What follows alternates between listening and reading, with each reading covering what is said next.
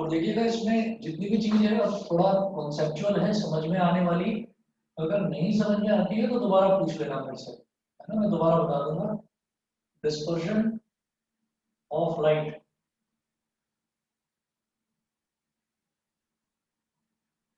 तो dispersion of light में हमने कब देखा कि ये हमारा एक ट्रायंगुलर प्रिज्म है, और हमने यहाँ से इस पर एक व्हाइट लाइट हमने डाली, बीम ऑफ व्हाइट लाइट ये डाला, और एक रे, दो, तीन, चार, पाँच, छः, सात और आठ, ऐसे हो जाता है। और इधर हमने एक व्हाइट स्क्रीन रखी,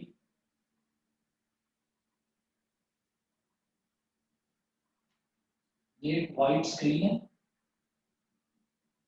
तो इस व्हाइट स्क्रीन पर मुझे 7 अलग अलग कलर्स के बैंड मिल जाते हैं।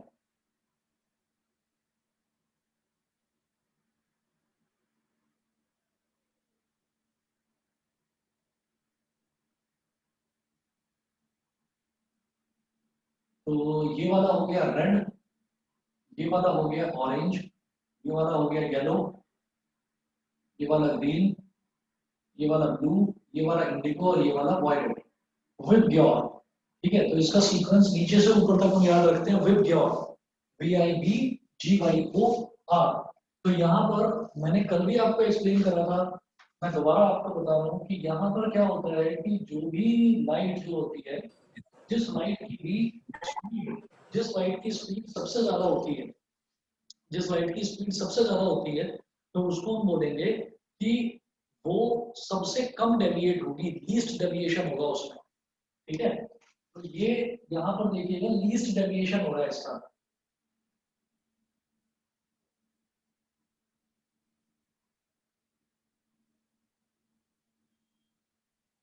और इसका मैक्सिमम डेविएशन हो रहा है, सबसे ज्यादा डेविएट हो रही है।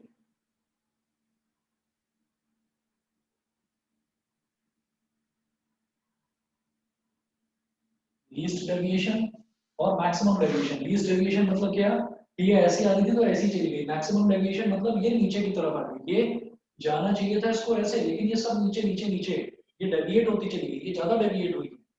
तो हम ये बोलते हैं कि अगर किसी की स्पीड ज्यादा है तो उसका डेविएशन कम होगा, वो फटाफट एकदम से क्रॉस कर जाएगी, इधर आ जाएगी। और जिसकी स्पीड कम है तो वो डेविएट जरूर हुई, है ना, उसमें डेविएशन सबसे ज्यादा होगा। तो अब आप यहाँ पर the splitting up of white light into 7 colors,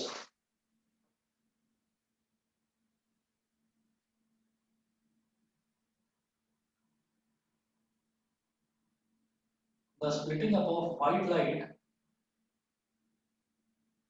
into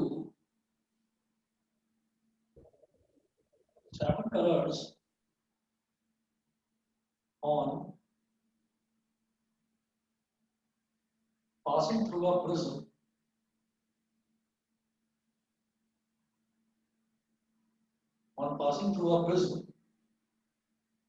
is called dispersion of light,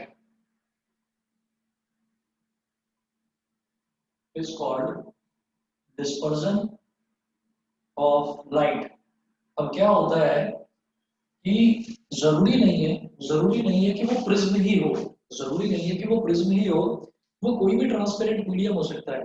तो कई बार क्या होता है कि ट्रांसपेरेंट मीडियम की कुछ ना कुछ प्रॉपर्टी होती है, ट्रांसपेरेंट मीडियम की कुछ ना कुछ प्रॉपर्टी होती है, तो उसकी वजह से जो लाइट होती है ना, व्हाइट लाइट, वो अपने अलग अलग 7 डिफरेंट कलर्स में वो डिस्ट्रीब्यूट हो जाती है। तो जरूरी नहीं है कि हमारे पास हर वक्त एक प्रिज्म ही हो। कई बार ऐसा होता है कि कोई रेक्टेंगुलर ग्लास स्लैब है, रेक्टेंगुलर ग्लास स्लैब से भी आपको 7 डिफरेंट कलर्स मिल जाते हैं। लेकिन यहाँ जो प्रिज्म है, प्रिज्म की ये पक्का प्रॉपर्टी है कि प्रिज्म के थ्रू अगर व्हाइट लाइट को हम पास करेंगे तो वो 7 कलर्स में डिस्ट्रीब्यूट होगी ही होगी, 7 कलर्स में वो स्प्लिट होगी ही होगी। और इस फिनोमिना को हम बोलते हैं डिस्पर्जन ऑफ लाइट। अच्छा, उसके बाद एक प्रॉपर्टी होती है रिकॉम्बिनेशन ऑफ लाइट। जैसे मान लीजिए हमने कहा कि यहाँ पर व्हाइट लाइट थी, इसको प्रिज्म से हमने पास करा तो ये 7 अलग अलग कलर्स में डिस्ट्रीब्यूट हो गई। अगर मान लीजिए हम ओरिजिनली जो व्हाइट लाइट है, हमें वापस ओरिजिनली ये व्हाइट लाइट ही चाहिए, हमको यही व्हाइट लाइट चाहिए, तो इसको वापस लाने का क्या तरीका हो सकता है? इसको वापस लाने का एक तरीका हो सकता है कि आप इसको, ये जो ट्राइंगल है, आप इस ट्राइंगल को एक पैरेललोग्राम में कन्वर्ट कर दीजिए। आप इस ट्राइंगल को एक पैरेललोग्राम में कन्वर्ट कर दीजिए। पैरेललोग्राम में कन्वर्ट किस तरह से होगा वो आप देखिएगा। हम जानते हैं कि कोई भी जो प्रिज्म है, कोई भी जो प्रिज्म है, उसका जो बेस है वो रेक्टेंगुलर होता है। तो हम क्या करेंगे, देखिए,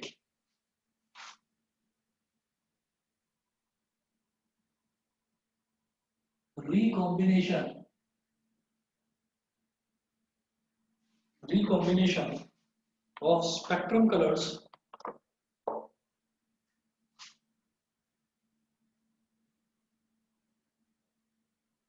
recombination of spectrum colors to give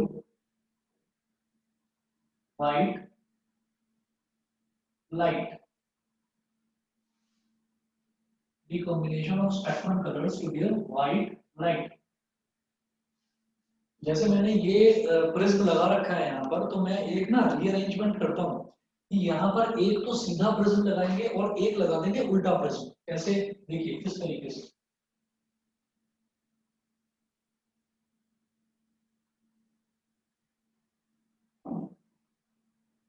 एक तो ये लगा दिया,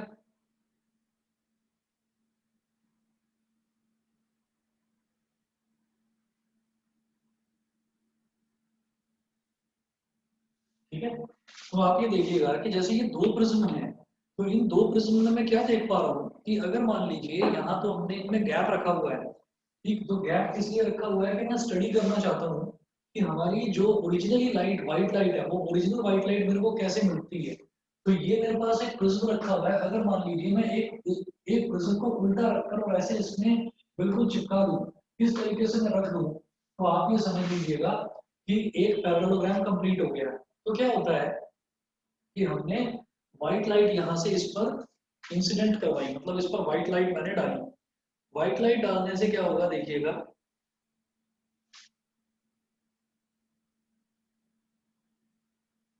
ये यहाँ पर हमने इंसिडेंट करी व्हाइट लाइट,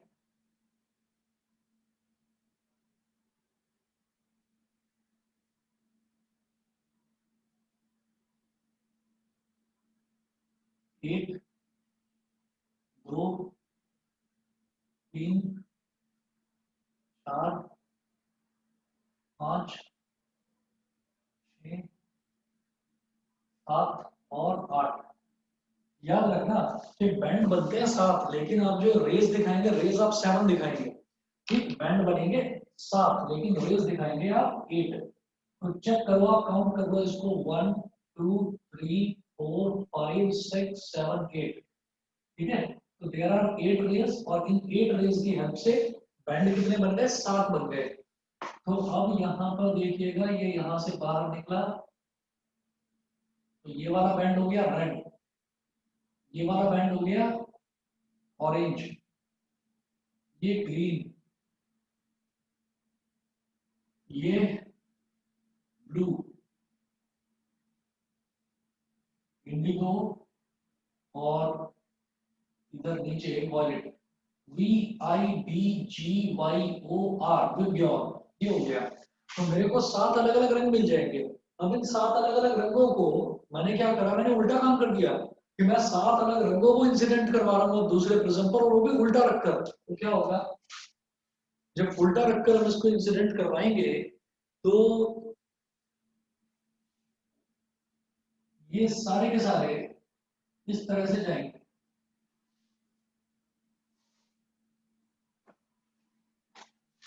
फिर से रेयर से डेंसर में जा रहे हैं ना, तो नीचे की तरफ मुड़ेगी हर एक लाइट।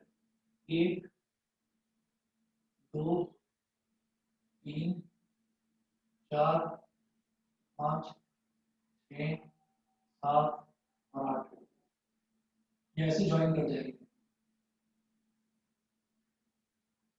और ज्वाइन करके यहाँ पर निकलेगी बेटा व्हाइट लाइट, सीधा सीधा व्हाइट लाइट, और ये इस ओरिजिनल व्हाइट लाइट के ये बीम जो है ये पैरेलल होगी,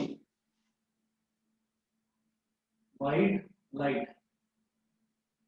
बता दीजिए सभी बच्चों को समझ में आ गया? Excuse me sir.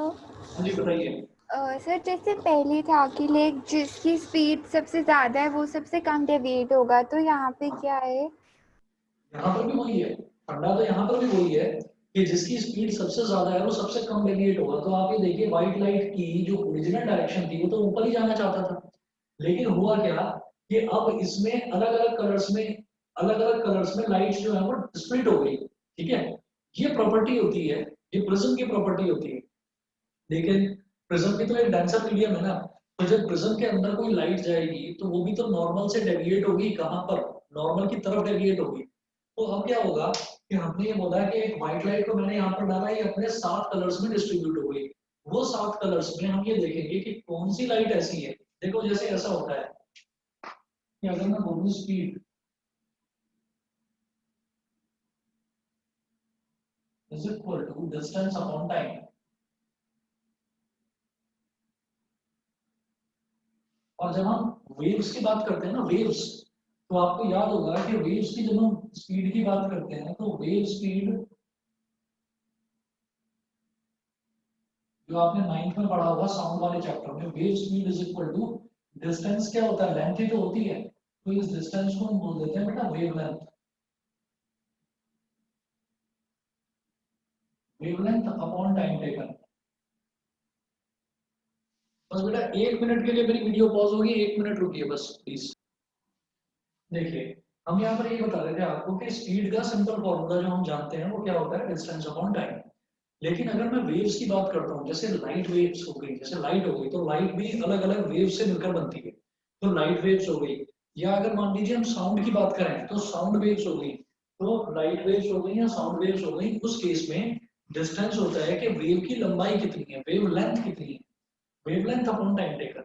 तो क्या है कि स्पीड की बात करें या वेवलेंथ की बात करें, तो ये स्पीड, वेव स्पीड, अगर स्पीड लिखा हुआ है यहाँ पर तो मैं इसको ये बोल सकता हूँ स्पीड अपॉन 1, ये बोला जा सकता है ना, क्योंकि जब यहाँ पर न्यूमरेटर अपॉन डिनोमिनेटर है, न्यूमरेटर में वेवलेंथ, डिनोमिनेटर में टाइम टेकन, यहाँ न्यूमरेटर में वेव स्पीड, डिनोमिनेटर में 1, तो इधर भी न्यूमरेटर है और इधर भी न्यूमरेटर है, तो wave speed is directly proportional to wavelength. तो जितनी स्पीड किसी की ज्यादा है उतनी उसकी वेवलेंथ भी ज्यादा है। तो आप ये देखिएगा कि हमारे पास इस तरीके के कंसेप्चुअल क्वेश्चंस इस चैप्टर में आते हैं। ये कौन सी लाइट है जिसकी वेवलेंथ सबसे ज्यादा है, कौन सी लाइट है जिसकी वेव वेलोसिटी यानी कि वेव स्पीड यानी कि नॉर्मली स्पीड, कौन सी लाइट है जिसकी स्पीड सबसे ज्यादा है। तो हम ये कहेंगे कि जिसकी भी वेलोसिटी सबसे ज्यादा है वो सबसे कम डेविएट होगी। कम डेविएशन का मतलब क्या है कि व्हाइट लाइट जो है, व्हाइट लाइट बेटा इस डायरेक्शन में थी तो कायदे से सारी लाइट इस डायरेक्शन में जानी चाहिए थी भाई। विब के और जो है वॉयलेट, इंडिगो, ब्लू, ग्रीन और येलो, ऑरेंज, रेड, ये सारी की सारी इसी डायरेक्शन में जानी चाहिए थी, ठीक है ना। तो अब क्या होगा, उसमें डेविएशन आया, वो डेविएशन क्यों आया, क्योंकि व्हाइट लाइट पहले एयर में थी, हम एयर से किस में आ गए, एक ट्रांसपेरेंट ग्लास मीडियम में आ गए। ग्लास मीडियम, ग्लास मीडियम कैसे, वही जो प्रिज्म है वो ग्लास का ही तो बना हुआ है, कांच का ही तो बना हुआ है, तो हम यहाँ से इसमें आ गए, कांच के अंदर आ गए। तो अब इसमें क्या होता है, इसमें ये होता है कि आप ये देखिएगा कि जब मैं रेयरर से डेंसर मीडियम में आ गया तो थोड़ा डेविएशन तो उसकी वजह से हो गया, लेकिन उसके बाद हम क्या देखते हैं कि ये वाली लाइन, इसको ऐसे ही रहना चाहिए था, इस लाइट को ऐसे ही रहना चाहिए था, लेकिन ये थोड़ा सा नीचे झुक गई, बहुत मामूली सा। तो हम बोलेंगे कि इसमें डेविएशन कितना हुआ है, लीस्ट डेविएशन हुआ है, कम डेविएशन हुआ है। और बाकी जितनी भी है लाइट्स उन सब में देखो ज्यादा ज्यादा ज्यादा ज्यादा ज्यादा ज्यादा डेविएट हुई है। वो ज्यादा डेविएट हुई है क्यों, क्योंकि वो धीरे धीरे चल रही है उनकी वेव्स।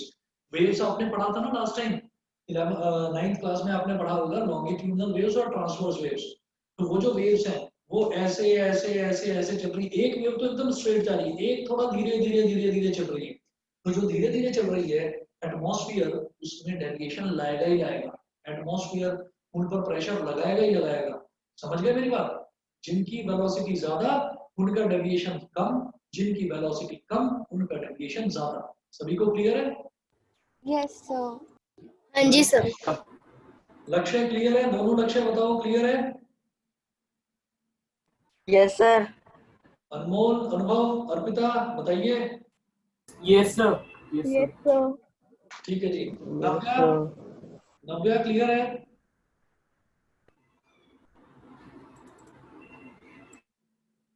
Yes, sir. ओके, चलिए जी। इसके बाद में हमने देखा रिकॉम्बिनेशन। रिकॉम्बिनेशन का कॉन्सेप्ट सीधा सीधा ये है, सीधा प्रिज्म रखा और व्हाइट लाइट डाली तो 7 अलग अलग रंग मिल गए। उल्टा प्रिज्म रखा और 7 लाइट डाली तो सीधी बात है आपको व्हाइट लाइट वापस मिल जाएगी। तो ये एक कॉम्बिनेशन, रिकॉम्बिनेशन, लाइट को व्हाइट लाइट से मेरे को वापस व्हाइट लाइट पाने का एक तरीका है। वापस व्हाइट लाइट पाने का एक तरीका है कि आपको जो प्रिज्म है, आपको उनको प्रिज्म को इस तरह से अरेंज करना है कि पहले सीधा लगाओ और फिर उल्टा लगाओ। ठीक है, तो ये रिकॉम्बिनेशन हो गया। रिकॉम्बिनेशन के बाद में फिर अगला जो इंपॉर्टेंट टॉपिक इसमें आता है वो है रेनबो। हम देखते हैं रेनबो। रेनबो में ऐसा क्या है कि मुझे जो आसमान है, जो एटमॉस्फेयर है, मुझे एटमॉस्फेयर में 7 अलग अलग कलर दिखाई दे जाते हैं। ऐसा क्या है भाई रेनबो में? क्या आसमान में हम कोई प्रिज्म लेकर बैठे हुए हैं? ठीक है, तो चक्कर क्या है जो रेनबो में मेरे को 7 अलग अलग कलर्स दिखाई दे जाते हैं। तो अगला टॉपिक देखते हैं बेटा, रेनबो।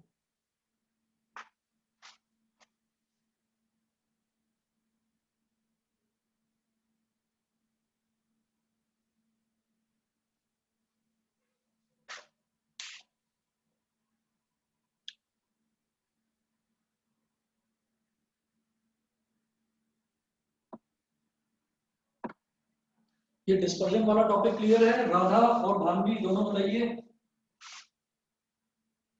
Yes, sir. ठीक है,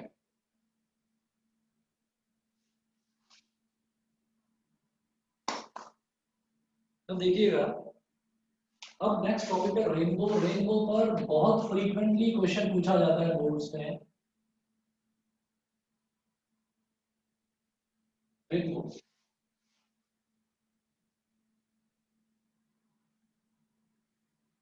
the rainbow is an arc of 7 colors visible in the sky.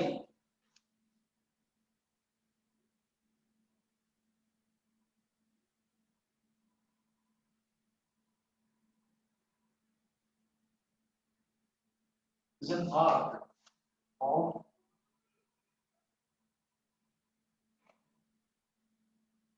the rainbow is an arc of 7 colors. The rainbow is an arc of 7 colors visible in the sky, which is produced 7 colors visible in the sky, which is produced visible in the sky, which is produced by the dispersion of sun's light.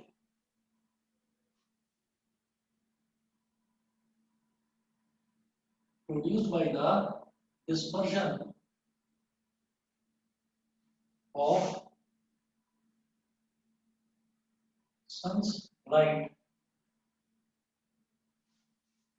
by the dispersion of sun's light by raindrops in the atmosphere, by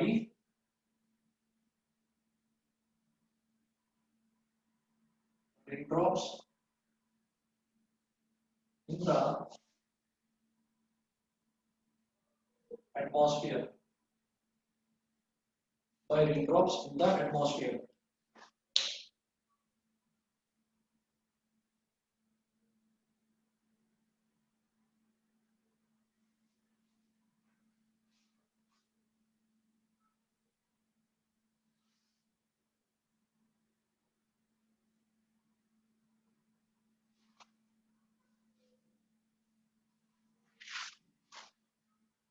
देखिए क्या होता है कि जब भी कभी rainbow दिखाई देता है हमें आसमान में, स्काई में जब भी रेनबो कभी दिखाई देता है तो वो ऐसा कब होता है, जब भी कभी बारिश होती है ना, तो बारिश होने के बाद में एटमॉस्फेयर बिल्कुल क्लियर हो जाता है। एटमॉस्फेयर में किसी भी तरीके की कोई हार्मफुल गैसेस वगैरह नहीं होती। तो लेकिन एटमॉस्फेयर में क्या होता है, एटमॉस्फेयर में एक मॉइस्चर होता है जिसको आप लोगों ने सुना होगा ह्यूमिडिटी। ह्यूमिडिटी कहते हैं कि जब भी एटमॉस्फेयर में मॉइस्चर कंटेंट होगा, मॉइस्चर कंटेंट का मतलब क्या होता है कि बहुत बारीक बारीक, बहुत छोटी छोटी वाटर ड्रॉपलेट्स एटमॉस्फेयर में मौजूद होती हैं। देखो, जो हैवी वाटर ड्रॉपलेट्स हैं वो तो ग्रेविटी की वजह से नीचे गिर जाती हैं, लेकिन जो बहुत लाइट वेटेड, बहुत बारीक बारीक वाटर ड्रॉपलेट्स हैं वो एटमॉस्फेयर में ऐसे घूमती रहती हैं, वो एटमॉस्फेयर में रहती हैं और धीरे धीरे फ्लोट करती रहती हैं। और एक टाइम के बाद जैसे बारिश होने के बाद में जब धूप निकलती है, तो जब धूप निकलती है तो क्या होता है कि वो वाटर ड्रॉपलेट्स अभी एटमॉस्फेयर में हैं, वो वाटर ड्रॉपलेट्स धीरे धीरे धीरे धीरे आकर नीचे नीचे सेटल डाउन होगी, ग्राउंड पर नीचे सेटल डाउन होगी धीरे धीरे, स्लोली स्लोली। अब क्या होता है कि जब सनलाइट उन पर पड़नी शुरू हुई तो वो जो हर एक छोटी छोटी छोटी छोटी वाटर ड्रॉपलेट्स है वो ऐसे बिहेव करती है जैसे एक बहुत छोटे छोटे छोटे छोटे स्फेरिकल बॉल्स ऑफ ग्लास हो, ग्लास की छोटी छोटी बॉल्स हो। ठीक, अब उन वो जो छोटी छोटी बॉल्स हैं, उन छोटी छोटी बॉल्स में क्या होता है वो आप देखिएगा कि उनमें डिस्पर्शन होता है लाइट का। और लाइट का डिस्पर्शन होता है मतलब लाइट फैल जाती है। कैसे? मैंने आपको ये बताया था कि इट इज नॉट ऑलवेज कि जो ग्लास प्रिज्म है, ग्लास प्रिज्म में जब मैं व्हाइट लाइट डालूंगा तो वही 7 रंगों में अलग अलग डिवाइड कर देगी व्हाइट लाइट को। कोई और ट्रांसपेरेंट मीडियम भी इस काम को कर सकता है। तो जो वाटर होता है, खास तौर पर जो रेन वाटर होता है, रेन वाटर को बोला जाता है it is the purest form of water. उससे ज्यादा प्योर फॉर्म नहीं होता पानी का कहीं पर भी। तो जो रेन वाटर है, रेन वाटर की ही जो बारीक बारीक बूंदे हैं, वो बारीक बारीक बूंदों की एक पूरी लंबी लाइन होती है। तो वो जो पूरी लंबी लाइन होती है तो that behaves like a sheet, वो एक लंबी शीट की तरह बिहेव करती है। इसका आपको एक एग्जांपल बताऊंगा। जैसे आप लोग पहले कभी टीवी करते थे, जब आप शायद छोटे होंगे, पता नहीं आप लोगों ने देखा होगा या नहीं, बड़े टीवी हुआ करते थे, बड़े टीवी, और वो पीछे से भी इतने बड़े होते थे, मोटे होते थे काफी। ठीक है, तो वो बड़ा टीवी हुआ करता था। फिर धीरे धीरे क्या हुआ कि टीवी का जो वो पीछे वो जो मतलब आगे से मान लीजिए ये आगे उसकी स्क्रीन है टीवी की, और आप इधर से टीवी देख रहे हैं, वो पीछे से इतना बाहर निकला रहता था। फिर धीरे धीरे टीवी का साइज रिड्यूस होता गया, वो इतना पतला हो गया। अब टीवी जो है वो इतने पतले पतले आते हैं, स्लीक आते हैं बिल्कुल। तो सबसे पहले टीवी आते थे, टीवी का मतलब जिनको हम बोलते हैं टेलीविजन, टेलीविजन, तो वो टीवी होता था, उसको शॉर्ट फॉर्म में बोल देते थे टीवी। फिर टीवी से आने लगे LCD TV, LCD television, LCD होता था लिक्विड क्रिस्टल डिस्प्ले। उसके बाद आजकल आप लोग सुनते होंगे एलईडी टीवी, एलईडी टीवी वो होता है लाइट एमिटिंग डायोड टेलीविजन। ठीक है, एलईडी टीवी। अब जो एलईडी होता है ना, एलईडी होते हैं light emitting diode. Light emitting diode के जैसे बल्ब होते हैं, छोटे छोटे बल्ब होते हैं। तो उसमें क्या होता है, जो स्क्रीन होती है ना, स्क्रीन के पीछे 1 2 3 4 5 6 7 8 9 10 ऐसे 1 2 3 4 5 6 7 8 9 10। ये जो मैं बारीक बारीक छोटे छोटे जो डॉट्स दिखा रहा हूँ, ये क्या है? ये छोटे छोटे लाइट एमिटिंग डायोड्स हैं। तो ये जो लाइट एमिटिंग डायोड्स है, diode is just like a bulb, है ना, बहुत छोटा बल्ब होता है, उसको डायोड बोल देते हैं, DIODE, डायोड। तो वो जो डायोड्स हैं वो उस स्क्रीन के पीछे ग्लो करने लगते हैं। जैसे आपने देखा होगा कि रात के टाइम पर अगर आप अपनी सोसाइटी की बात करें तो सोसाइटी का नाम लिखा रहता है बड़ा बड़ा, VVIP addresses, Ajnara integrity, Ajnara grace, ठीक है, क्लासिक रेजिडेंसी। ठीक, ये सब आपने सोसाइटीज के नाम लिखे हुए देखे होंगे। वो रात के टाइम पे इतना ग्लो क्यों करते हैं? क्योंकि वहां पर क्या कर रखा है उन्होंने, वहां पर एक ट्रांसपेरेंट मीडियम में उन्होंने लिखा हुआ है SG ग्रैंड इम्प्रेशंस, और उसके अंदर बल्ब्स लगा रखे हैं या छोटी छोटी ट्यूबलाइट्स और CFLs लगा रखे हैं। वो स्विच ऑन करते हैं, वो अंदर ट्यूबलाइट और CFL ग्लो करने लगती है और बाहर आपको नाम लिखा हुआ चमकता हुआ दिखाई देता है। वही चीज है कि स्क्रीन होती है पूरी, और स्क्रीन के पीछे बहुत छोटे छोटे छोटे छोटे बल्ब्स होते हैं। तो जब वो बल्ब्स ग्लो करते हैं तो इतने सारे बल्ब्स होते हैं कि वो एक पूरी शीट बन जाती है, and that sheet acts like a screen of your TV, television.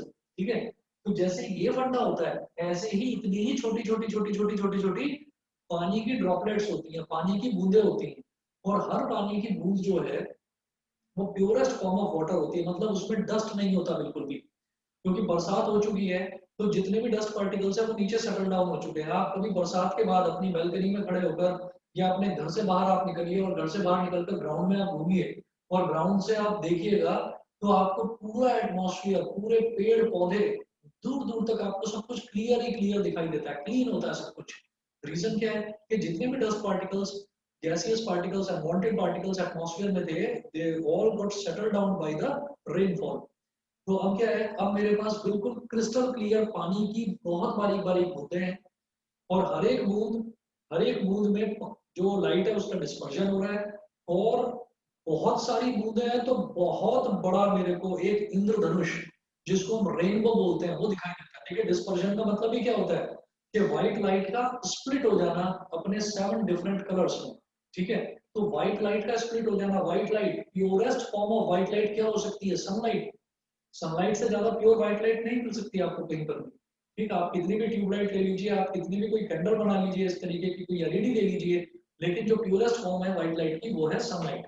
ठीक, तो सनलाइट में जब आप देखेंगे तो sunlight purest form of white light है, और वो जो छोटी छोटी वाटर ड्रॉपलेट्स हैं they are purest form of water, और वाटर ट्रांसपेरेंट होता है, तो वो एक परफेक्ट ट्रांसपेरेंट मीडियम है जिससे व्हाइट लाइट जब पास करेगी तो अलग अलग कलर्स में डिस्ट्रीब्यूट हो जाएगी। तो क्योंकि पूरे एटमॉस्फेयर में वो फैला हुआ है, तो पूरे एटमॉस्फेयर में आपको एक अलग अलग तरीके के रंग दिखाई देते हैं जिनको आप बोल देते हैं इंद्रधनुष, रेनबो। ठीक, और इसको एक्सप्लेन करने के लिए अगर आपके मतलब एग्जाम में आपसे पूछा जाता है कि आप रेनबो में जो डिस्पर्जन हो रहा है लाइट का उसको एक्सप्लेन करिए, तो एक्सप्लेन करने के लिए एक छोटा सा डायग्राम जरूर बनाएंगे, वो मैं डायग्राम बनाकर दिखाता हूँ। इसमें है formation of a rainbow. Excuse me sir, हाँ जी बेटा बताइए, बोलो। सर मेरे को ये डाउट था कि अभी बोला था आपने कि जो व्हाइट लाइट को अगर हम एक ट्रांसपेरेंट चीज से वो करेंगे तो फिर हमारे वो स्पेक्ट्रम फॉर्म होगा, तो सर अगर हम एक प्लास्टिक की शीट से भी करेंगे तो भी स्पेक्ट्रम फॉर्म होगा? तो भी स्पेक्ट्रम फॉर्म होगा। आप प्लास्टिक की शीट से भी फॉर्म करिए तो भी स्पेक्ट्रम फॉर्म होगा।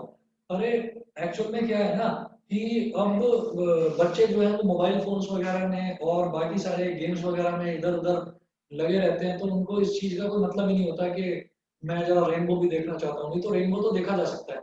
रेनबो तो इस तरह से देखा जा सकता है कि अगर आप बारिश के बाद अगर धूप निकलती है, आप बाहर निकलिए घर से, आप बाहर निकलिए, और अगर आपके पास किसी भी तरीके का कोई लेंस है, कोई भी लेंस है, चाहे कॉन्वेक्स है चाहे कॉन्केव है या प्लेन ग्लास है, तो उसके थ्रू भी तो रिफ्रैक्शन होता है ना, उसके थ्रू भी तो रिफ्रैक्शन होता है। रिफ्रैक्शन का मतलब क्या होता है, लाइट का पास कर जाना एक मीडियम में से, और रिफ्लेक्शन का मतलब क्या होता है, लाइट का बाउंस बैक कर जाना, कि टकरा कर वापस आ जाए।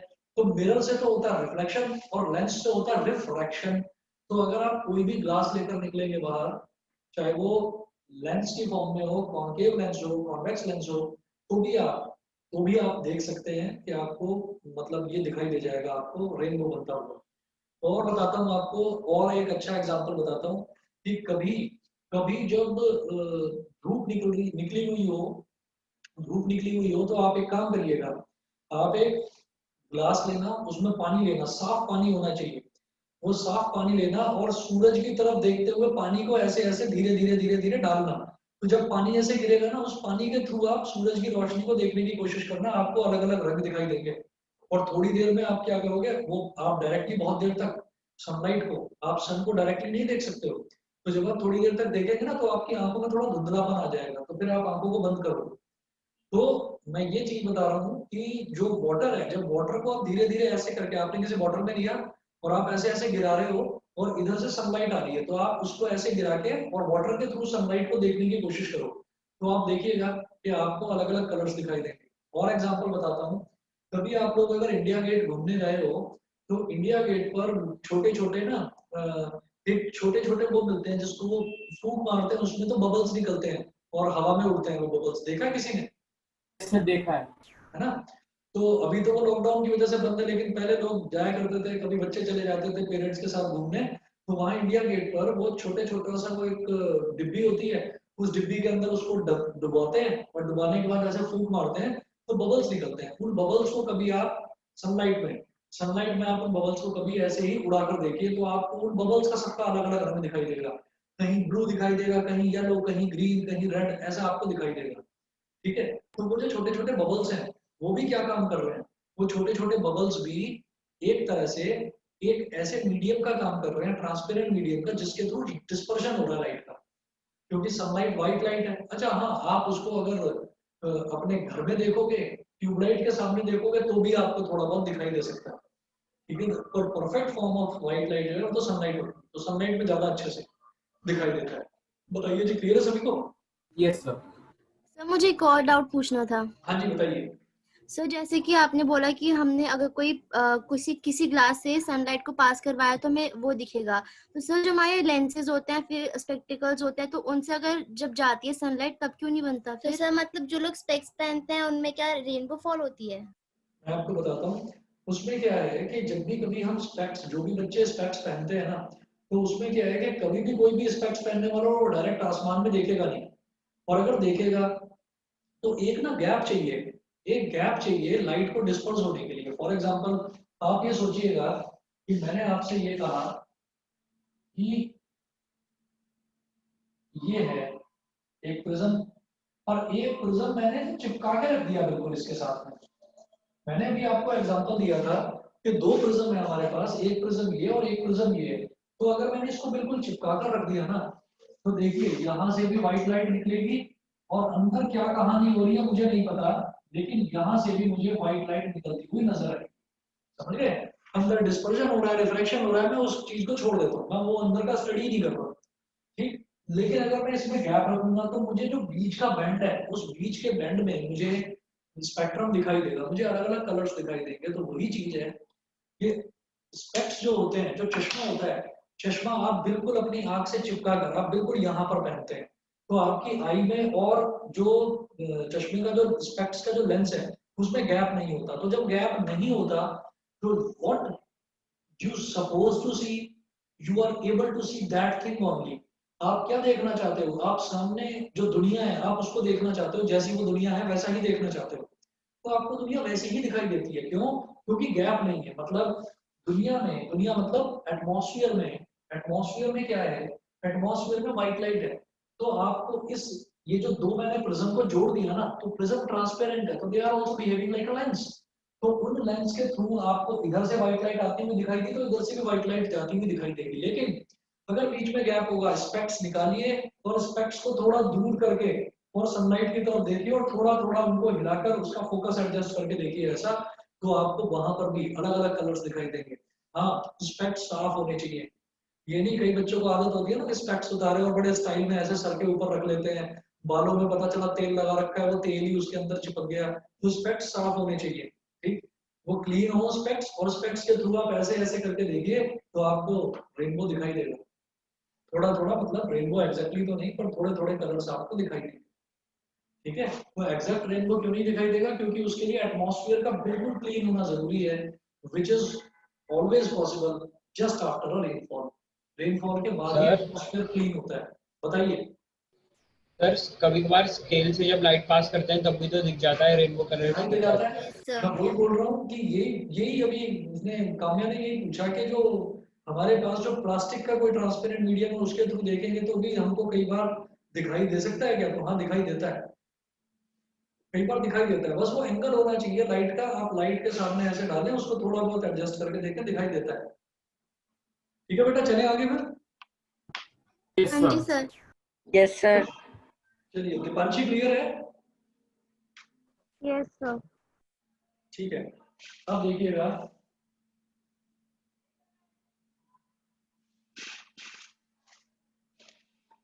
हमने क्या करा, रेन ड्रॉप होती है बहुत बारीक बारीक, हम उस रेन ड्रॉप को थोड़ा बड़ा करके मैग्नीफाई करके स्टडी कर रहे हैं। हमने कहा कि रेन ड्रॉप को थोड़ा सा आप ऐसे मान लीजिए कि ये बड़ी है रेन ड्रॉप ऐसे, ठीक है। और अब यहाँ पर सनलाइट आती है,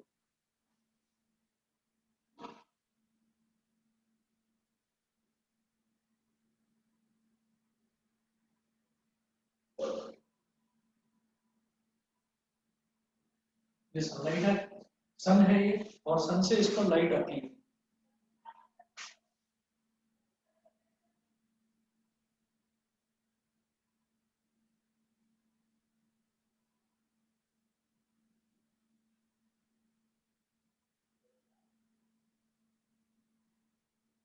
व्हाइट लाइट फ्रॉम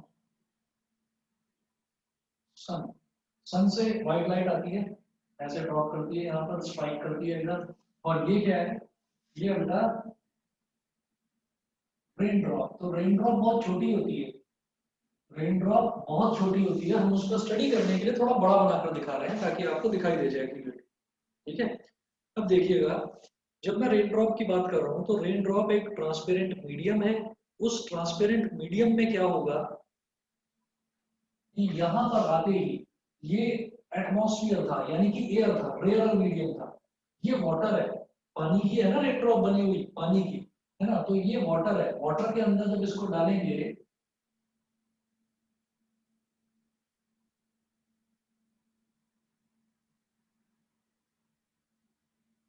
तो ये 1 2 3 4 5 6 7 8 रेज बनाएंगे ताकि 7 बैंड्स बन जाए।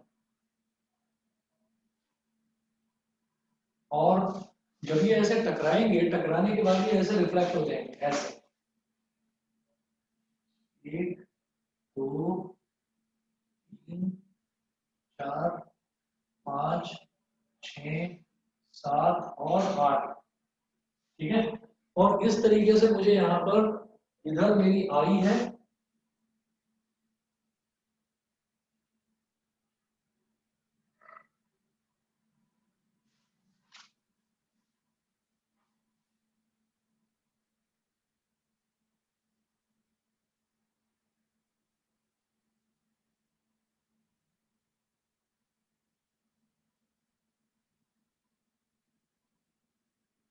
ये आई है, तो आई ने इस ह्यूमन आई ने फिर इसको रेनबो को इस तरीके से ऑब्जर्व करा। और ये जो फिनोमिना होता है ना, ये फिनोमिना कि हमने अंदर की तरफ यहाँ पर एक बार रिफ्रैक्शन हुआ, यहाँ पर इस पॉइंट पर आया तो एक बार रिफ्रैक्शन हुआ और टकराकर वापस आ गया, इधर से बाहर निकल गया। तो इस प्रोसेस को बोलते हैं PIR। PIR मतलब total internal reflection. Total internal reflection क्या इसका जो है टोटल इंटरनल रिफ्लेक्शन, इसका मतलब क्या है? इसका मतलब ये है कि देखिए, जब मैं रिफ्रैक्शन की बात करता हूँ तो लाइट रेज, व्हाइट लाइट यहाँ से आई, यहाँ पर टकराई और यहाँ से सीधा ऐसे निकल गई बाहर। लेकिन टोटल इंटरनल रिफ्लेक्शन का मतलब क्या है कि देखिए, यहाँ से आई, यहाँ से आके स्प्लिट हो गई तो डिस्पर्जन हो गया, लेकिन टकराकर जब ओरिजिनल डायरेक्शन में बाउंस बैक करती है ना लाइट, तो उसको रिफ्लेक्शन बोलते हैं। और ये जो रिफ्लेक्शन है ये कहाँ पर हो रहा है? ये रिफ्लेक्शन इस रेन ड्रॉप के अंदर हो रहा है, इसके इंटरनली हो रहा है, इसलिए इसको बोला जाता है total internal reflection.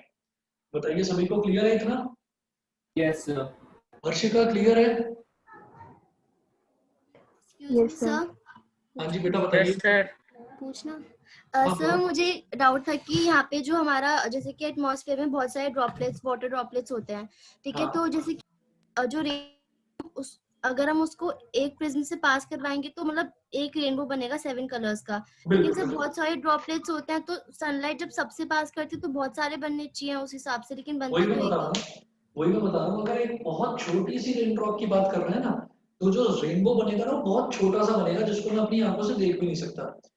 2 rain drop होंगी तो उसकी विड्थ थोड़ी बढ़ जाएगी, 3 रेन ड्रॉप तो और बढ़ जाएगी। और जब पूरे एटमॉस्फेयर में जब बहुत सारी रेन ड्रॉप्स होंगी तो उनकी जो विड्थ है, रेड बैंड की विड्थ बढ़ गई, ऐसे ही येलो की बढ़ गई, ऐसे ही ऑरेंज की बढ़ गई, तो इसलिए बहुत बड़ा वो रेनबो बना हुआ दिखाई देता है। समझ गए?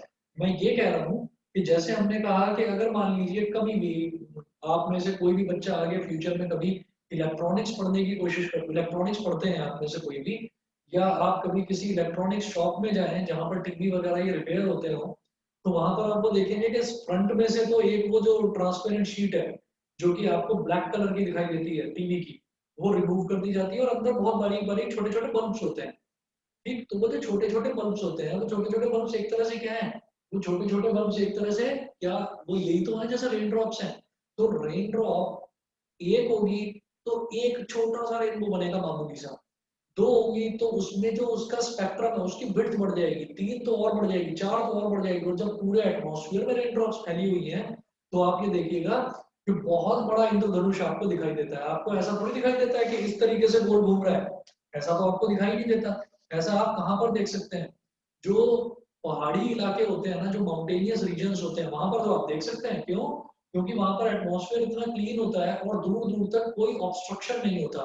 तो अगर आप पहाड़ी पर हैं कहीं पर, तो पहाड़ी से आप दूर दूर तक देख सकते हैं, तो आपको बहुत बड़ा रेनबो ऐसे दिखाई देगा। ठीक है, लेकिन जब आप जमीन पर हैं, यहाँ पर हैं, जैसे गाजियाबाद जैसा कोई एरिया है या दिल्ली एनसीआर में आप कहीं पर भी हैं, तो वहां पर आप देखिएगा कि दूर दूर तक आपकी नजर चली जाए ऐसा आप नहीं दिखाई देता। कहीं पर पेड़ अड़ जाएंगे तो कहीं पर कोई बिल्डिंग अड़ जाएगी, कहीं पर कोई और प्रॉब्लम होगी। तो इस तरीके से यहाँ पर तो हमें एक छोटा सा टुकड़ा दिखाई देता है बस रेनबो का, कि ये रेड कलर हो गया, ये मतलब ऑरेंज हो गया, ये येलो हो गया, और वो भी उतना क्लियर नहीं, वो थोड़ा ब्लर्ड दिखाई देता है क्योंकि पॉल्यूशन है ना इधर। बताइए जी, क्लियर है? Yes, sir. Yes sir. Sir तो सर मतलब कि जो विड्थ हाँ। ऑफ रेनबो है वो रेन ड्रॉप के अमाउंट पे डिपेंड करती है। बिल्कुल, जितनी ज्यादा रेन ड्रॉप्स होंगी उतना ही चौड़ा बनेगा, उतनी ही विड्थ बनेगी इसकी रेनबो की। और सर वो अमाउंट ऑफ वाइट लाइट पे डिपेंड नहीं होता? नहीं, अमाउंट ऑफ व्हाइट लाइट तो बेटा, व्हाइट लाइट की अमाउंट तो कभी भी कम ज्यादा नहीं होती ना। अगर सनशाइन पूरी तरह से हो रहा है तो अमाउंट ऑफ व्हाइट लाइट तो सेम रहेगी, है ना। अगर मान लीजिए कहीं बादल आ गए हैं और कम व्हाइट लाइट आ रही है, तब that is a different thing. पर मैं ये कह रहा हूँ कि बारिश हो चुकी है, बारिश होने के बाद में sun is shining on its full, पूरी तरह से शाइन कर रहा है sun। ठीक है, तो वो तो जब पूरी तरह से शाइन करता है सन, तो व्हाइट लाइट की अमाउंट तो सेम होगी। सर अगर हम इस वाले को ना देखें और मतलब कि अगर हम ऐसा कुछ क्रिएट करें जिसमें हम टॉर्च से वाइट लाइट दे रहे हो और उसका हमने अमाउंट एडजस्ट कर दिया, तो सर वो उस पर डिपेंड होगा? उस पर डिपेंड करेगा, बिल्कुल डिपेंड करेगा। आप छोटी बीम लेंगे तो ज्यादा, तो कम आपको रेनबो की विड्थ कम दिखाई देगी। आप ज्यादा चौड़ी बीम लेंगे तो आपको ज्यादा चौड़ा बड़ा ज्यादा रेनबो दिखाई देगा, विड्थ ज्यादा होगी उसकी। Okay sir. ठीक है जी, चले आगे। Yes sir. ठीक है, आगे देखते हैं।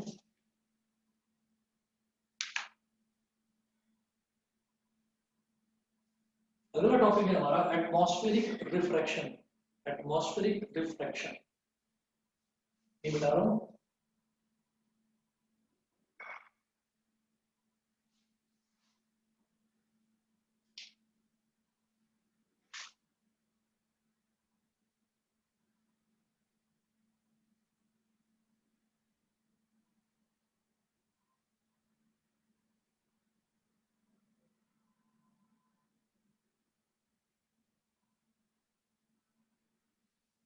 एटमॉस्फेरिक रिफ्रैक्शन, इसमें the refraction of light caused by the earth's atmosphere.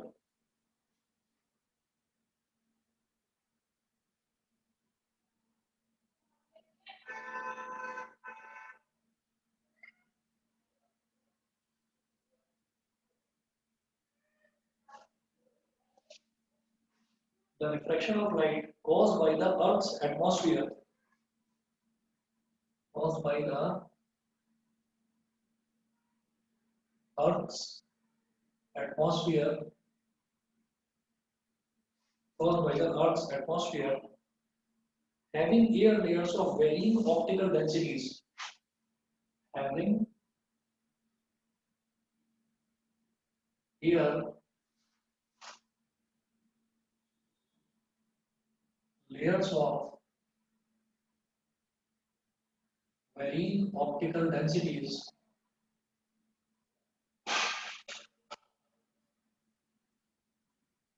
varying optical densities is called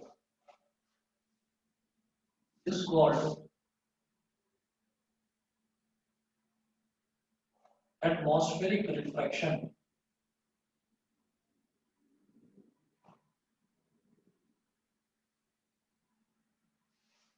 Is called atmospheric refraction. देखिए क्या होता है कि जैसे मान लीजिए हम एटमॉस्फेयर की बात करते हैं, तो एटमॉस्फेयर में ये होता है कि एटमॉस्फेयर के ना अलग अलग लेयर्स होती हैं। फॉर एग्जांपल, अगर मान लीजिए मैं अपने घर की बात करूं, तो मैं अपने घर की छत से मैं आसमान को देखता हूं, तो आसमान में कुछ पॉल्यूटेंट्स हैं, कार्बन डाइऑक्साइड है, सल्फर डाइऑक्साइड है ना। तो अलग अलग डिफरेंट डिफरेंट गैसेस हैं, ऑक्सीजन है।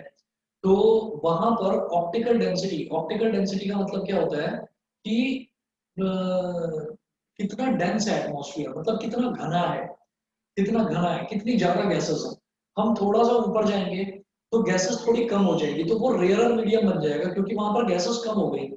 हम थोड़ा और ऊपर जाएंगे तो गैसेस और कम हो जाएगी, वो और रेयरर मीडियम हो जाएगा। और आप जानते होंगे कि एक लेवल के बाद जब हम एक हाइट पर चले जाते हैं, स्पेस शिप्स पे चले जाते हैं, तो वहां पर फिर ऑक्सीजन, कार्बन डाइऑक्साइड, हर तरीके की गैसेस खत्म हो जाती हैं। It gets converted into totally a vacuum space. Space का मतलब क्या होता है? वैक्यूम होता है, मतलब वहां पर कोई गैसेस नहीं होगी। तो इसी वजह से ये कहा जाता है कि जब हम ऊपर से नीचे तक कोई भी लाइट अगर ट्रेवल कर रही है तो वो अलग अलग एटमॉस्फेरिक रिफ्रैक्शन होगा उसमें, अलग अलग पॉइंट पर अलग अलग रिफ्रैक्शन होगा। क्या? जैसे मान लीजिए बहुत दूर, हमारी आंखों से बहुत दूर, हमारी अर्थ से बहुत दूर अलग अलग स्टार्स हैं, तो हम ये कहते हैं कि स्टार्स हमें ट्विंकल करते हुए क्यों नजर आते हैं, शाइन करते हुए क्यों नजर आते हैं? क्यों?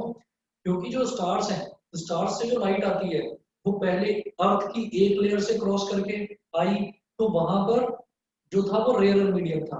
फिर थोड़ा और नीचे आई तो वहां पर गैसेस की अमाउंट बढ़ गई, तो वो थोड़ा डेंसर मीडियम हो गया, तो इसका मतलब लाइट थोड़ा सा बेंड करी।